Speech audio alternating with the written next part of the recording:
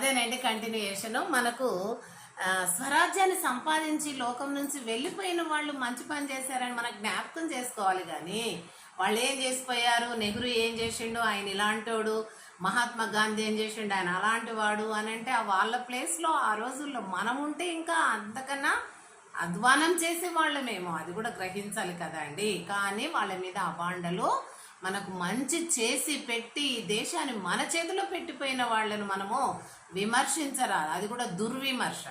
విమర్శలో కూడా రెండు రకాలు ఉంటాయండి. ఒకటి సద్విమర్శ, అది బాగు చేస్తుంది. దుర్విమర్శ అది నష్టపరుస్తుంది. కాబట్టి దుర్విమర్శ ఎప్పుడు కూడా చేయొద్దు. కనుక మహాత్మా గాంధీ ఆ రోజు పాకిస్తాన్ వేరు చేశాడంటే అప్పుడు పరిస్థితి అలా ఉండింది.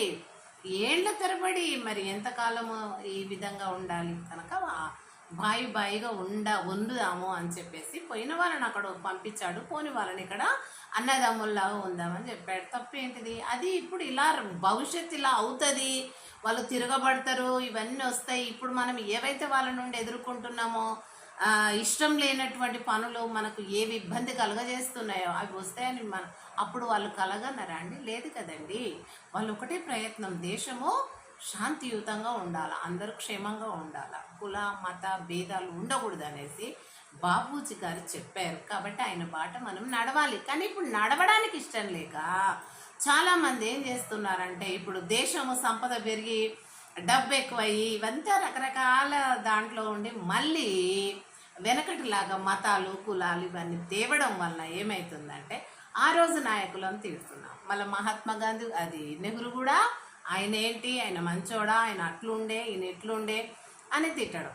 కానీ అలాంటివి మనం చేయకూడదండి. అట్లాగే మరి ఎవరు అంబేద్కర్ కాన్స్టిట్యూషనల్ ముఖ్య కర్త, ఆయన రచయిత, మరి ఆయనను కూడా ఎన్నో రకాలుగా అంటూ ఉంటారు. మనం ఇవన్నీ విమర్శలు యూట్యూబ్లలో కానీ లేకపోతే టీవీ న్యూస్లో కానీ లేకపోతే అక్కడక్కడ కొన్ని సభలు అలాంటివి నిర్వహించిన విషయాల్లో కానీ ఇలాంటివన్నీ మనము వింటూ ఉంటాం. కానీ అలాంటివి చేయకూడదండి.